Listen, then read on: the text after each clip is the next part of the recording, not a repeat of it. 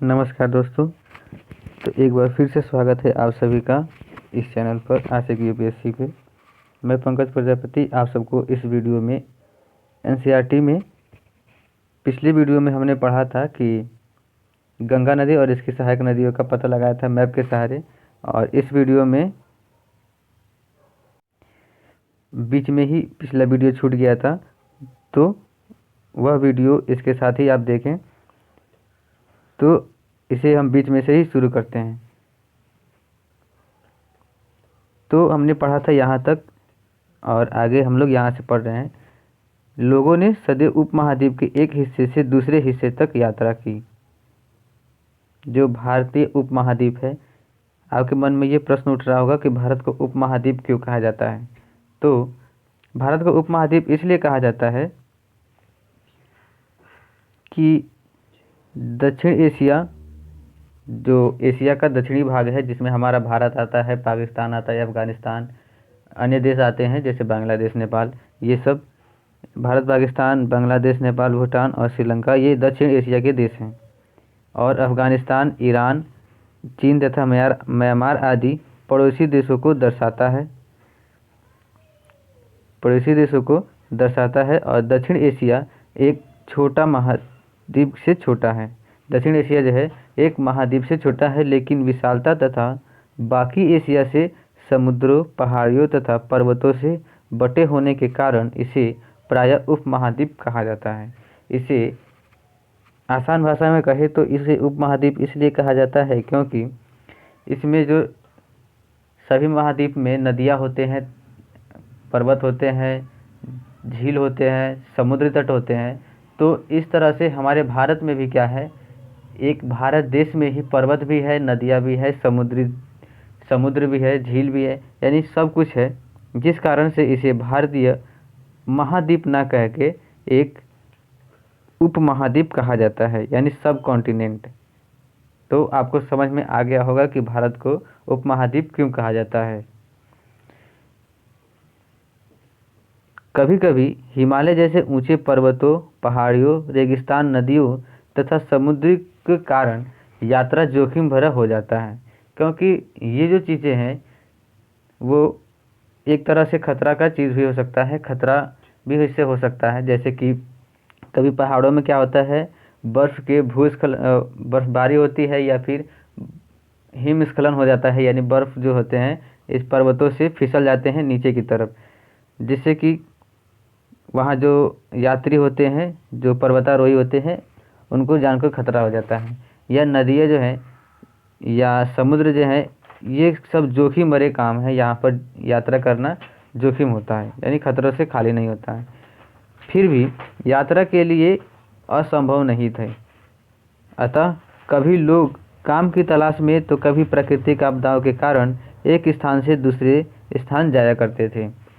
अब आप ही सब बताइए कि एक जगह मान लीजिए कि जैसे कि सऊदी अरब है, आपने एशिया का मैप ही देखा ही होगा। तो सऊदी अरब यहाँ पर है, यहाँ पर मान लीजिए कि अगर रेत ही रेत है, यहाँ पर ना तो कोई फसल होगा, ना ही नदी है, यहाँ पे किसी भी प्रकार के मानव के लिए वो उत्तम संसाधन नहीं है जिससे कि मानव अपना विकास कर सके। तो यहाँ का मानव क्या करेगा, दूसरे हिस्सों में जाएगा जहाँ पर उसके लिए अच्छे से संसाधन पर्याप्त मात्रा में हो। जैसे भारत आएगा या अन्य देश में जाएगा जहाँ पर उपजाऊ मिट्टी हो, वहाँ पर नदियाँ हों। तो इस तरह से लोग क्या करते थे, काम की तलाश में एक स्थान से दूसरे जगह जाते थे, या फिर प्राकृतिक आपदाओं के कारण भी एक जगह से दूसरे स्थान तक जाते थे। कभी कभी सेनाएं दूसरे क्षेत्रों पर विजय हासिल करने के लिए जाती थी। अब एक राज्य यहाँ पर है, अगर राजा जो है वो चाहता है कि पूरे जो भारत है या पूरा जो क्षेत्र है उसको कब्जा कर लेना, तो एक स्थान से वो भी दूसरे स्थान पर जाएगा। तो इस कारण से एक तरह से पलायन इसको बोलते हैं कि एक स्थान से दूसरे जगह जाना बहुत मात्रा में, बहुत संख्या में, तो इसे पलायन कहा जाता है। इसके अतिरिक्त व्यापारी कभी काफिले में तो कभी जहाज़ों में अपने साथ मूल्यवान वस्तु लेकर एक स्थान से दूसरे स्थान तक जाते रहते थे। और जो व्यापारी वैश्य वर्ग के जो लोग थे वो अपने साथ व्यापार से संबंधित जो सामान होते थे उनको एक स्थान से दूसरे स्थान तक ले जाते थे। धार्मिक गुरु लोगों की शिक्षा और सलाह देते हुए एक गांव से दूसरे गांव तथा एक कस्बे से दूसरे कस्बे जाया करते हैं। जैसे कि आपने किसी साधु बाबा को देखा होगा, तो वो क्या करते हैं कि एक स्थान से दूसरे स्थान तक जाते हैं, वहाँ पर अपने धर्म का प्रचार करते हैं, या दूसरे जगह जाते हैं वहाँ पर भिक्षा मांगते हैं, फिर आगे बढ़ जाते हैं, अगले गांव में चले जाते हैं, फिर अगले गांव में, यानी एक स्थान से दूसरे स्थान तक उनका पलायन होता रहता है। वो एक स्थान से दूसरे स्थान तक जाते ही रहते हैं। कुछ लोग नए रोचक स्थानों को खोजने की चाह में उत्सुकतावश भी यात्रा किया करते थे। जैसे कि मैगलेन है, जैसे वास्को डी गामा है, पुर्तगाली जितने भी नाविक हैं वो क्या किए थे, एक स्थान से दूसरे स्थान तक गए थे। जैसे कि वास्को डी गामा वो भारत आया था, और कोलंबो जो है वो कहाँ पर गया था, अमेरिका में। तो इस तरह से वो एक स्थान से दूसरे स्थान पर उनकी खोज के लिए जाते थे। इन सभी यात्राओं से लोगों को एक दूसरे के विचारों को जानने का अवसर मिला। जब आप एक जगह से दूसरे जगह जाएंगे तभी तो आपको पता चलेगा कि वहाँ के लोग का रहन सहन कैसा है, किस प्रकार से वो बातें करते हैं, किस प्रकार से उनके पहनावे हैं, उनके भोज्य पदार्थ क्या है, यानी कि उनकी संस्कृति, सभ्यता और कई चीज़ों का हमें ज्ञान मिलेगा जब हम एक स्थान से दूसरे स्थान पर जाएंगे। अब आपके मन में ये प्रश्न आ रहा होगा कि आज लोग यात्रा क्यों करते हैं, यानी कि क्या ज़रूरत है किसी को यहाँ से वहाँ जाना। तो आपने ऊपर पढ़ा ही कि उनके मन में ये जिज्ञासा होती है कि दूसरे देश, दूसरे जगह के लोग कैसे रहते होंगे, या उन्हें एक तरह से इच्छा होती होगी नई नई चीज़ें देखने का, या प्राकृतिक दृश्य का उन्हें एक शौक़ होगा कि जैसे पहाड़ों को देखें, जैसे मनाली हो गया, शिमला हो गया, वहाँ के जो सूर्यास्त होता है या सूर्योदय होता है अरुणाचल प्रदेश या फिर कई जगह पर, वहाँ पर लोग शौक़ से जाते हैं देखने के लिए। एक बार फिर से मानचित्र एक को देखो। पहाड़ियाँ, पर्वत और समुद्र इस उपमहाद्वीप की प्राकृतिक सीमा का निर्माण करते हैं। एक बार अपने मैप को देख लेते हैं। ये जो मैप आप देख पा रहे हैं, आपको इतना तो पता ही होगा कि भारत के उत्तर में, यानी इधर, ये सब किससे घिरा हुआ है, ये सब पहाड़ से। यहाँ पर क्या है, सब पर्वत हैं। पर्वत भी कई भागों में बटा हुआ है, ट्रांस हिमालय, मध्य हिमालय, शिवालिक, और 4 भागों में बटा हुआ है जो उत्तर का भारत का पर्वत है। और नदियाँ भी हैं, समुद्री सीमा भी है, जिससे हमारा देश क्या होता है, अन्य देशों से अलग होता है। समुद्री सीमा से हमारा भारत किस देश से अलग होता है, तो वो है श्रीलंका से अलग होता है। और पर्वतों से किस देश से अलग होता है, तो नेपाल हो गया, चीन हो गया, पाकिस्तान हो गया, भूटान हो गया, बांग्लादेश तो हमारे नीचे ही है, म्यांमार हो गया। इस तरह से कई देशों से हमारे देश जो है भारत वो अलग होता है। हालांकि लोगों के इन सीमाओं को पार करना आसान नहीं था। जिन्होंने ऐसा चाहा वे ऐसा कर सके, वे पर्वतों की ऊंचाई को छू सके तथा गहरे समुद्रों को पार कर सके। यानी कि यदि आप चाहते हैं तो आप कुछ भी कर सकते हैं। जैसे कि कई पर्वतारोही हैं जिन्होंने माउंट एवरेस्ट जैसे पर्वत को भी, ऊंचे पर्वत को भी क्या किया है, उसकी ऊंचाई को छुआ है। यदि आपसे पूछें कि माउंट एवरेस्ट की जो चोटी है वो कितनी, मतलब उसकी ऊंचाई कितनी है, तो माउंट एवरेस्ट की ऊंचाई है 8,848 मीटर। कितनी है, 8,848 मीटर, जो विश्व में सबसे बड़ी चोटी मानी जाती है, सबसे ऊंची चोटी भी मानी जाती है। और गोताखोर भी हैं जो समुद्र के अंदर छुपे संसाधनों का पता करते हैं। उपमहाद्वीप के बाहर से कुछ लोग यहाँ आए और यहीं बस गए।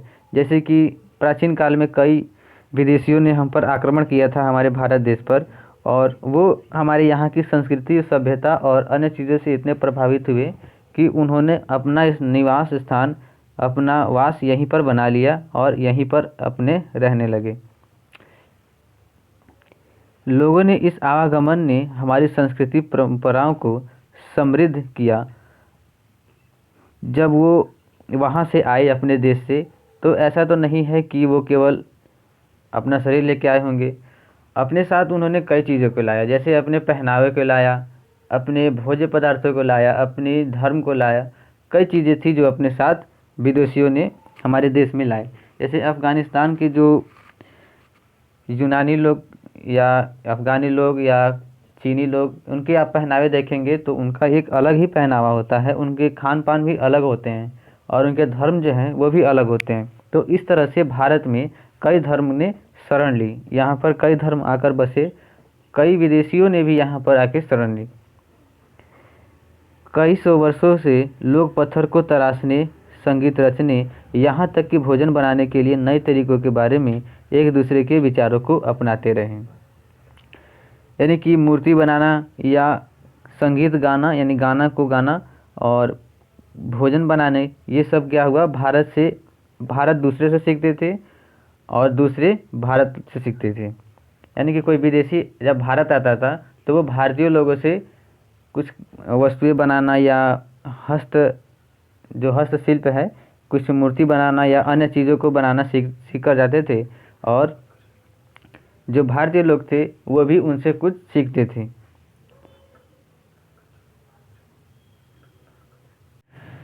दोस्तों, अगर हम बात करें कि हमारे भारत देश का नाम भारत कैसे पड़ा, तो इसके पीछे का इतिहास आपको पता ही होगा, और नहीं पता है तो आज इस वीडियो में आप जान जाएंगे।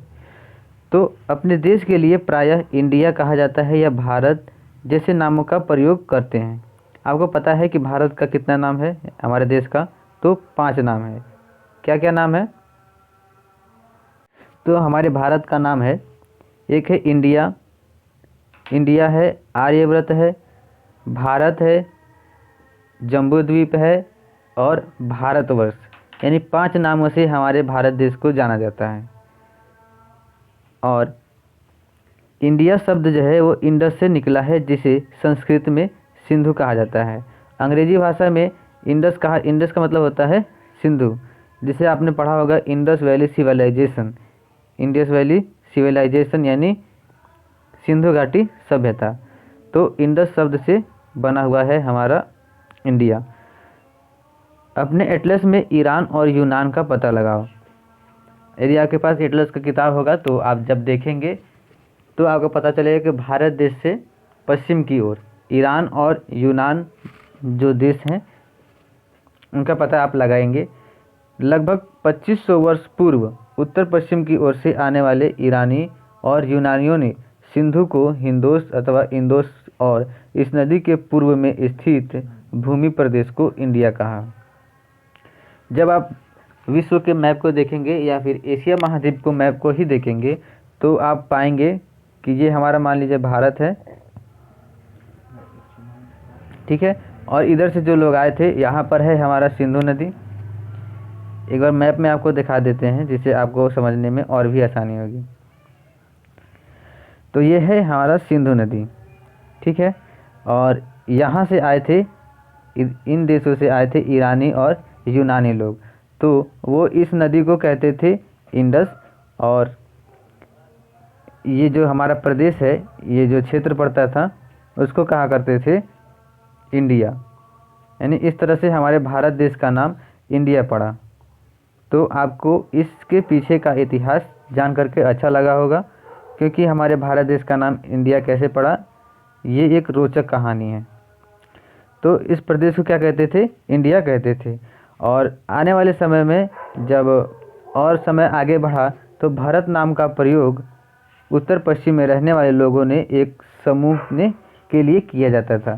जो जम्मू कश्मीर का हिस्सा है उत्तरी ओर, उसमें एक राजा हुआ करते थे भरत, जिन्होंने 10 राज्य युद्ध किया था और उन्होंने कई राजाओं को एक साथ हरा दिया था, जिससे कि उनके कबीला के जो लोग थे वो इस मतलब काम से बहुत खुश हुए थे और अपने क्षेत्र को भरत नाम से प्रसिद्ध कर दिया था। इस तरह से पूरा जो क्षेत्र भारत का था अब उसका नाम लोग भारत कर दिए। और इस समूह का उल्लेख संस्कृत की आरंभिक ऋग्वेद में भी मिलता है। और ऋग्वेद कितनी वर्ष पुरानी है? तो लगभग 35 वर्ष पुरानी है ऋग्वेद।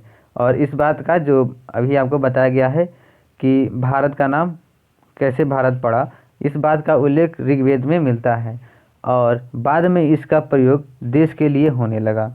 और आपको ये जान के हैरानी होगी कि संविधान में इन पांचों द्वीप के पांचों नामों से हमारे भारत को नहीं पुकारा जाता है। हमारे भारत का नाम केवल भारत है। संविधान में भारत देश का नाम भारत शब्द से संबोधित किया जाता है। अब एक बात कि अतीत के बारे में कैसे जानें। जैसा कि प्रश्न ऊपर ही था कि अतीत के बारे में हम कैसे जानेंगे, तो इस बारे में अब देखते हैं। तो अतीत की जानकारी हम कई तरह से प्राप्त कर सकते हैं, ये तो आपको पता ही है। जैसे कि हम यदि हमारे जीवन में कुछ घटनाएं हुई होंगी तो उसका पता हम कैसे लगा सकते हैं। या तो हम टीवी देख सकते हैं, यानी पुराने समय में कैसेट का बना हुआ होगा तो उसको देख सकते हैं कि पुराने समय में क्या हुआ था, या अखबार पढ़ सकते हैं, या फिर उस समय जो लिखा गया होगा उससे हम पता कर सकते हैं। तो कई तरीके हैं, इनमें से एक तरीका यह है कि अतीत में लिखी गई पुस्तकों को ढूंढना और पढ़ना। जैसे अतीत में कौन कौन सी पुस्तकें लिखी गई थी, तो जैसे वेद हो गया, पुराण हो गया, या ये अर्थशास्त्र हो गया, या उस समय के जो लोग थे उन्होंने जो कुछ भी लिखा था वो पढ़ करके हम ये पता कर सकते हैं कि अतीत यानी इतिहास में क्या हुआ था। और ये पुस्तकें हाथ से लिखी होने के कारण पांडुलिपि कही जाती है। ये शब्द आप याद रखिएगा, ये वेरी इंपॉर्टेंट है कि पांडुलिपि किसको कहा जाता है। तो आपको ये बात ज्ञात होगी कि पुराने समय में लोगों के पास कलम नहीं था, टाइपराइटर नहीं था, या कीबोर्ड जैसे कुछ अन्य सामान नहीं थे जिससे कि आसानी से लिखा जा सके। तो लोग क्या करते थे, हाथों से ही लिखा करते थे। जो पुस्तक हाथों से लिखते थे, और हाथों से लिखी गई पुस्तकों को क्या कहते थे, पांडुलिपि कहा जाता था। तो आपको समझ में आ गया होगा कि पांडुलिपि किसको कहा जाता है। तो वे पुस्तकें जिनको हाथों से लिखा जाता है उन्हें पांडुलिपि कहा जाता है। अंग्रेजी में पांडुलिपि के लिए प्रयुक्त होने वाला मैन्युस्क्रिप्ट शब्द लैटिन शब्द के मेनू, जिसका अर्थ हाथ से निकला है, यानी कि अंग्रेजी शब्द में इसको क्या कहते हैं, मैन्युस्क्रिप्ट, और हिंदी में क्या कहते हैं, पांडुलिपि। और मैन्युस्क्रिप्ट किस भाषा से बना हुआ है, तो लैटिन भाषा के जो एक शब्द है उसका मेनू, उससे बना हुआ है, और मेनू का अर्थ होता है हाथ से। ये पांडुलिपियाँ प्रायः ताड़पत्रों तथा हिमालय क्षेत्र में उगने वाले भुर्ज नामक पेड़ की छाल विशेष तरीके से तैयार भोजपत्र पर मिलती हैं। ये जो पांडुलिपि आपने देखा, अगर बताइए कि पांडुलिपि क्या है, तो पांडुलिपि आसान भाषा में कहे तो हाथों से लिखा गया रचना या हाथों से लिखा गया साहित्य पांडुलिपि कहलाता है। और जो पांडुलिपियाँ थी वो उस समय तो आपको पता ही है कि कागज़ नहीं हुआ करता था या कपड़ा नहीं होता था। तो उस समय के लोग क्या करते थे, ताड़ के पत्र, यानी कि जो ताड़ होता है आपने देखा होगा, उसके पत्तों पर लिखा करते थे, या हिमालय क्षेत्र के जो भुर्ज नामक एक पेड़ होता है उसकी छाल पर लिखते थे। या फिर अतीत में किस पर लिखते होंगे, पत्थर पर लिखते होंगे, जिन्हें अभिलेख या शिलालेख कहा जाता है। गुफाओं में लिखते होंगे, इसे गुम्फा लेख कहा जाता है। तो इतिहास की जानकारी हमें इन चीज़ों से मिलती है।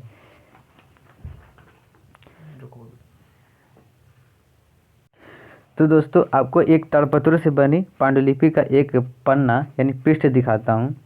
यह पांडुलिपि लगभग 1000 वर्ष पहले लिखी गई थी। कितने वर्ष? 1000 वर्ष पहले। किताब बनाने के लिए ताड़ के पत्तों को काटकर उनके अलग अलग हिस्सों को एक साथ बांध दिया जाता था, और भुर्ज की पेड़ की छाल से बनी ऐसी ही एक पांडुलिपि को तुम यहाँ देख सकते हो।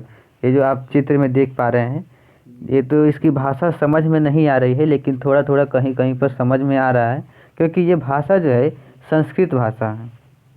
और उस समय के लोग प्राकृतिक संस्कृत और इस तरह के पुराने भाषाओं का प्रयोग करते थे।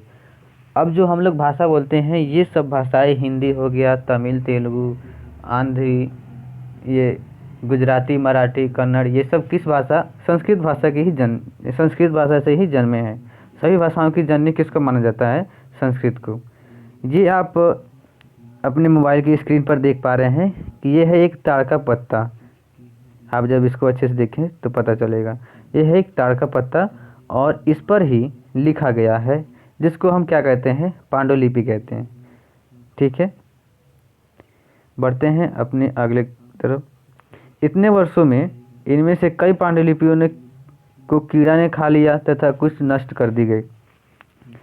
बहुत से साल हो गए, इस कारण से क्या उसमें दीमक लग गए होंगे या अन्य कीड़े लग गए होंगे, तो वो ख़त्म हो गया, समाप्त हो गया।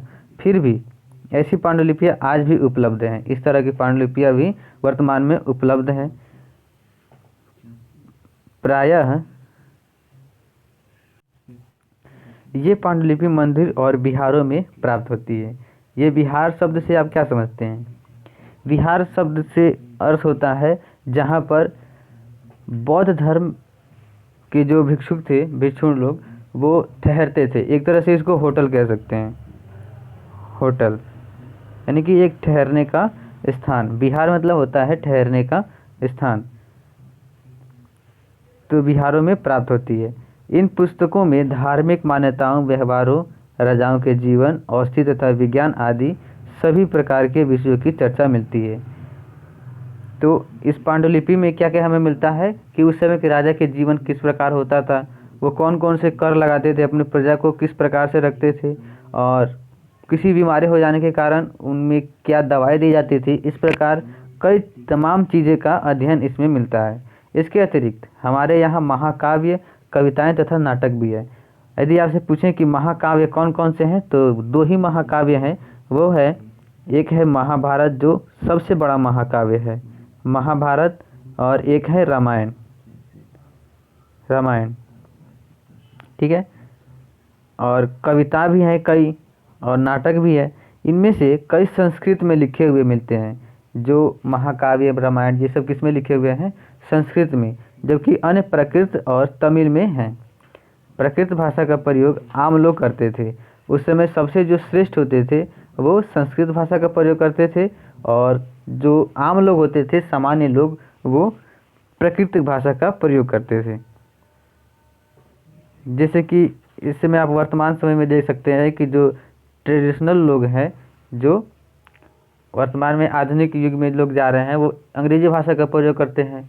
थोड़े से अच्छे लोग हैं, वो माने समान लोग हैं, वो हिंदी प्रयोग करते हैं, और जो ग्रामीण क्षेत्र से हैं वो अपने स्थानीय भाषा का प्रयोग करते हैं। तो इस तरह से उस समाज में भी था। हम इन अभिलेखों का अध्ययन कर सकते हैं। जो अभिलेख थे पत्थर पर लिखे गए थे, उनको हम पढ़ सकते हैं। ऐसे लेख पत्थर अथवा धातु जैसी अपेक्षाकृत कठोर सतह पर उत्तीर्ण किए मिलते हैं। जो अभिलेख हैं वो किस पर लिखे जाते थे? जो एक बड़ा सा पत्थर होगा, मान लीजिए, उस पर लिख दिए जाते थे खोद करके, या एक बड़ा सा जो कठोर धातु होगा उस पर लिख दिए जाते थे कि आने वाले समय में ये नष्ट ना हो, क्योंकि पांडुलिपि में कीड़े लग जाते थे या कोई अन्य कारण होता था जिससे वो नष्ट हो जाते थे, लेकिन पत्थर या अन्य कठोर चीज़ें नष्ट नहीं होती थी।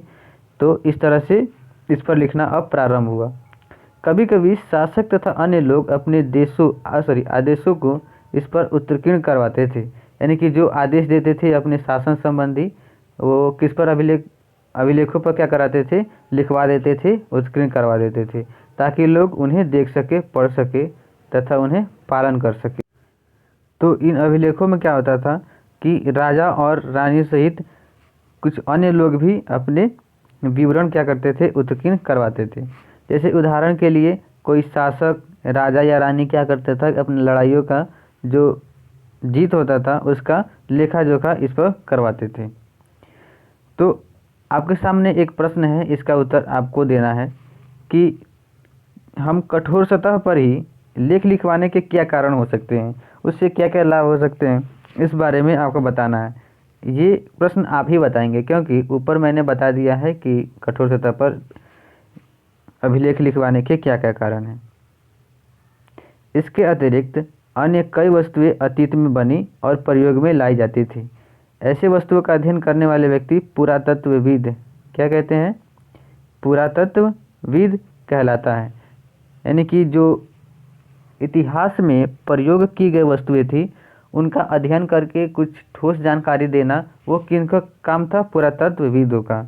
ये पता करते हैं कि उस समय के लोग क्या करते थे और उस समय कौन कौन सी वस्तुएं प्रयोग की गई थी। जैसे कोई मृद भांड मिल गया या कोई सिक्का मिल गया या कोई उस समय का पत्थर, ईंट, इस प्रकार से कई पुरानी चीज़ें मिल जाती थी। उनका ही प्रयोग करके ये बताते थे कि ये वस्तु इतने साल पुरानी है और इसका प्रयोग अन्य कामों में, जिस काम में किया जाता था, वो इस प्रकार से जानकारी देते थे। पुरातत्वविद पत्थर और ईंट से बनी इमारतों के अवशेषों, चित्रों तथा मूर्तियों का अध्ययन करते हैं। किनका किनका? पत्थर का या ईंट का या घर का यानी इमारत का या अवशेष या चित्र का और मूर्ति का अध्ययन करते हैं। वे औजार, हथियारों तथा बर्तनों, आभूषणों, जो आप इस चित्र में देख पा रहे हैं, तथा सिक्कों की प्राप्ति के लिए छानबीन तथा खुदाई भी करते हैं। जैसे कि पुरातत्वविद, उसमें नाम आता है राखालदास बनर्जी का, मजूमदार या दयाराम साहनी का। ये जो प्रमुख इतिहासकार हैं, इन्होंने कई बार कई चीज़ों को खोजा है। जैसे सिंधु घाटी सभ्यता की खोज किसने की थी? तो दयाराम साहनी ने की थी 1921 में। और इस अभिलेख के बारे में आपको बता दें कि ये जो अभिलेख है वो 2250 वर्ष पुराना है। ये जो आप देख पा रहे हैं पत्थर से लिखा हुआ, ये 2250 साल पुराना है। और ये किसने लिखवाया था? अशोक ने। और इस समय वर्तमान में यह कहाँ पर है? तो ये वर्तमान में अफ़गानिस्तान में है। प्राचीन काल में अफ़गानिस्तान जो था वो भारत का ही हिस्सा था, तो उसको अफ़गानिस्तान में रखवा दिया गया, लेकिन विभाजन के बाद वो अफ़गानिस्तान में ही रह गया। और इस चित्र में आप देख पा रहे हैं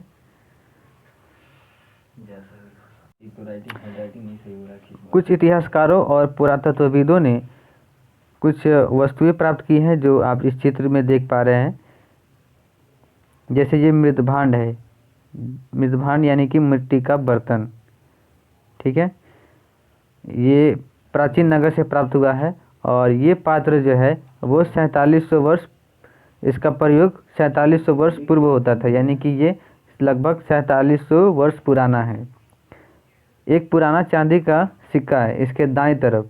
ये क्या है? एक पुराना चांदी का सिक्का है जो 2500 वर्ष पूर्व इसका प्रयोग होता था। और हमारे द्वारा आज प्रयोग में आने वाले सिक्कों में यह सिक्का कैसे भिन्न है, आप बताएंगे? ये प्रश्न जो है कि अभी जो वर्तमान समय में सिक्का का प्रयोग कर रहे हैं, उस सिक्के से ये सिक्का किस प्रकार से अलग है। तो ये सिक्का जो है ये वर्गाकार है, ये चौकोर है, यानी कि इसके कोने हैं। लेकिन वर्तमान में जो सिक्के हम प्रयोग करते हैं वो एकदम गोल होते हैं। और इस समय के सिक्के अन्य धातु से बनाए जाते हैं, जैसे स्टील हो गया, लोहा हो गया या पीतल हो गया। लेकिन उस समय के उस समय के जो सिक्के थे वो चांदी के बने हुए हैं, या सोने के बनते थे या तांबे के बनते थे।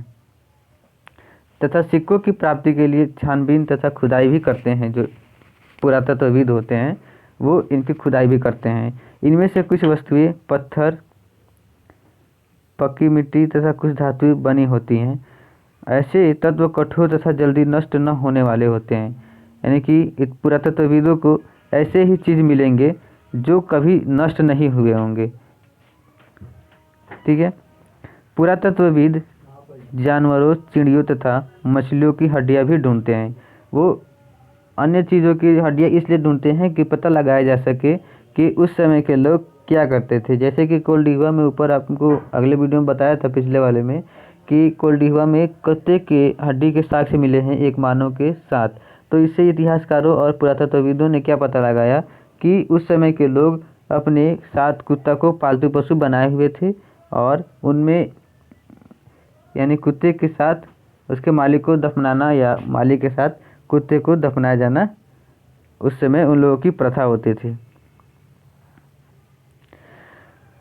इससे उन्हें यह जानने में मदद मिलती है कि अतीत में लोग क्या खाते थे, यानी कि मछली का कांटा मिलेगा तो मछली खाते होंगे, यानी जिस जानवर का हड्डी मिलेगा तो उस जानवर का मांस खाते थे, यानी पता चलेगा कि इतिहास में लोग क्या खाते थे। वनस्पतियों के अवशेष कुछ मुश्किल से बच पाते हैं, जैसे पेड़ पौधे के या पत्ते हैं, उनके अवशेष जो हैं वो क्या बन जाते हैं, दब जाएंगे तो पेट्रोलियम बन जाएंगे या फिर सड़ गल जाते हैं। तो इस तरह से जो कठोर पदार्थ हैं वो ही हमारे बच गए हैं और इतिहासकार या पुरातत्वविद हैं उनका पता लगाते हैं। यदि अन्न के दाने तथा लकड़ी के टुकड़े जल जाते हैं तो वे जले हुए रूप में बचे रहते हैं। जैसे कि लकड़ी जब जलता है तो कोयला के रूप में आज भी हमारे भारत में क्या होता है कि कई जगह पर कोयले के खान मिलते हैं और पेट्रोलियम भी मिलता है कई जगह पर। अब आपको ये प्रश्न बताना है कि क्या पुरातत्वविदों को बहुधा कपड़ों के अवशेष मिले होंगे, यानी कि पुरातत्वविद जो हैं क्या उनको कपड़े के साक्ष्य मिले हैं? तो मिले होंगे, हाँ, क्योंकि सिंधु घाटी सभ्यता के लोगों ने उस समय कपास की खेती करनी शुरू कर दी थी और उन्होंने कपास का उत्पादन किया और उससे कपड़े भी बनाए थे। ऐसा साक्ष्य इतिहासकारों को मिला है जो आप अगली कक्षाओं में जाएंगे तो पढ़ेंगे। पांडुलिपियों, अभिलेखों तथा पुरातत्व से ज्ञात जानकारियों के लिए इतिहासकार प्रायः स्रोत शब्द का प्रयोग करते हैं कि इस स्रोत से हमें यह जानकारी मिली है। इस प्रकार से वो स्रोत संबद्ध शब्द का प्रयोग करते हैं। इतिहासकार उन्हें कहते हैं जो अतीत का अध्ययन करते हैं। इतिहासकार किन्हें कहते हैं? तो जो इतिहास की बातों का अध्ययन करते हैं, अतीत की बातों का अध्ययन करते हैं, उन्हें हम इतिहासकार कहते हैं। और जो सिक्का या अन्य साक्ष्य का पता लगाते हैं उन्हें पुरातत्वविद कहते हैं। स्रोत से प्राप्त होते ही अतीत के बारे में पढ़ना बहुत रोचक हो जाता है। जैसे कि हम आपको कुछ भी बताएं आपको उस पर यकीन नहीं होगा, लेकिन यदि मैं आपको एक साक्ष्य बताऊं, स्रोत बताऊं कि इस अभिलेख में या इस ग्रंथ में ऐसा बात लिखा गया है तो आपको उसमें रोचक लगेगा और उसमें आपको इंटरेस्ट भी आएगा। तो इस प्रकार से इतिहासकार भी उन स्रोतों का पता लगाकर बातों को क्या करते हैं, हमारे किताबों में छापते हैं, क्योंकि इन स्रोतों की सहायता से हम धीरे धीरे अतीत का पुनर्निर्माण करने जाते हैं। अतः इतिहासकार तथा पुरातत्वविद उन जासूसों की तरह होते हैं। इन सभी स्रोतों का प्रयोग सुराग के रूप में अतीत को जानने का प्रयोग या प्रयास करते हैं। अब आपके सामने एक प्रश्न है कि अतीत एक है या अनेक है, यानी इतिहास जो है वो एक है या कि बहुत सारे हैं, अनेक हैं। तो इस प्रश्न का उत्तर यह है कि आप बताइए, तुमने एक पुस्तक के शीर्षक हमारे अतीत पर ध्यान दिया है? जो इस पुस्तक का शीर्षक जो नाम है हमारे अतीत, उस पर आप एक बार ध्यान देंगे। यहाँ अतीत शब्द का प्रयोग बहुवचन के रूप में किया गया है। ऐसा इस तथ्य की ओर ध्यान दिलाने के लिए किया जाता है। अलग अलग समूह के लोगों के लिए अतीत के लिए अलग अलग मायने थे। जैसे कि पशुपालक हो गया, कृषक यानी किसान, राजा रानी, व्यापारी, शिल्पकार, ये इनके जीवन जो थे वो बहुत भिन्न थे, यानी कि सब एक समान नहीं थे। कृषक अपनी खेती करते थे, शिल्पकार जो है वो मूर्ति बनाते थे, मंदिर बनाते थे, महल बनाते थे, पशुपालक अपने भेड़ बकरियों यानी दुधारू जीवों को पालते थे। इस तरह से सभी का जीवन अलग अलग था। जैसा कि आज भी हम देखते हैं कि उस समय भी देश के अलग अलग हिस्सों में लोग अलग अलग व्यवहारों के रीति रिवाजों का पालन करते थे। आज के भी भारत में, दक्षिण भारत में अलग तरह के भोज्य पदार्थ हैं, अलग तरह के लोग के रहन सहन हैं, कपड़े भी अलग तरह के हैं और सभी यानी कि भारत के सभी क्षेत्रों में अलग अलग तरह के अलग अलग संस्कृति, सभ्यता और खान पान, कपड़े, पहनावे अलग अलग हैं सबके। जैसे उदाहरण के लिए आज अंडमान द्वीप के अधिकांश लोग अपना भोजन मछलियाँ पकड़कर करते हैं। वो ऐसा इसलिए क्योंकि ये एक द्वीप है और आपको ये पता होगा कि द्वीप के चारों तरफ जो होता है अधिक मात्रा में जल होता है। अब जिसके पास जो चीज़ होगा वही तो खाएगा। इनके अगल बगल सभी तरफ क्या है, जल है और आपको पता है कि जल में मछलियाँ रहती हैं, तो ये लोग ज़्यादातर क्या खाते हैं, मछलियाँ खाते हैं। तो दक्षिण भारत के लोग और अंडमान द्वीप के लोग ज़्यादातर किसका मांस खाते हैं? तो मछली ज़्यादातर खाते हैं। शिकार करते हैं तथा फल फूल के संग्रह करते हैं और उनका क्या करते हैं? सेवन करते हैं। इसके विपरीत शहरों में रहने वाले लोग खाद्य आपूर्ति के लिए अन्य व्यक्तियों पर निर्भर रहते हैं। जो शहर के लोग होते हैं वो दूसरे लोगों पर निर्भर रहते हैं कि हम उनको धन देंगे, हम उनको पैसा देंगे और उनसे कुछ सामान खरीद लेंगे। जैसे कि आप शहर में रहते होंगे तो आपको हर चीज़ खरीदना होता होगा, जैसे सब्जी हो गया, मीट मछली हो गया, या फिर कोई भी चीज़ हो, आप बाज़ार से जाते होंगे, खरीद के लाते होंगे। लेकिन अन्य जगह पर क्या है कि वो तो शहर के लोग क्या होते हैं कि दूसरे लोगों पर निर्भर रहते हैं। इस तरह से भेद अतीत में भी विद्यमान थे। इसके अतिरिक्त एक अन्य तरह का भेद है। उस समय शासक अपनी विजयों का लेखा जोखा रखते थे। किस प्रकार से? तो अभिलेखों में लिखवा करके रखते थे, या ताम्र पत्रों पर या पांडुलिपियों में अपने विजय का लेखा जोखा रखते थे कि वो किस युद्ध में जीते हैं, किस प्रकार से जीते हैं। यही कारण है कि हम उन शासकों तथा उनके द्वारा लड़ी जाने वाली लड़ाइयों के बारे में काफ़ी कुछ जानते हैं। हमें इतिहास के बारे में अधिक जानकारियाँ इससे प्राप्त होती हैं, अभिलेख से पता होती है, पांडुलिपियों से पता चलता है, इन सभी चीज़ों से पता चलता है। शिकारी, मछुआरे, संग्राहक, कृषक तथा पशुपालक जैसे आम आदमी प्रायः अपने कार्यों का लेखा जोखा नहीं रखते थे। ये सब अपने काम से ही परेशान रहते थे, हमेशा अपने ही काम में लगे रहते थे, जिस कारण से इन्होंने ना ही अभिलेख लिखवाए और ना ही पांडुलिपि का प्रयोग किया। लेकिन राजा जो थे वो इन सभी बातों का ध्यान रखते थे और अपने आदेशों को पांडुलिपियों या अभिलेखों में लिखवा लिया करते थे। पुरातत्व की सहायता से उनके जीवन को जानने में मदद मिलती है। पुरातत्व यानी कि साक्ष्य, जैसे कि मूर्तियाँ हो गई, या फिर हड़प्पा सभ्यता और सिंधु घाटी सभ्यताओं में हल जोते हुए किसान की एक मूर्ति प्राप्त हुई है, जिससे कि ये पता चलता है कि उस समय कृषि का उद्भव हो गया था, कृषि का विकास हो गया था।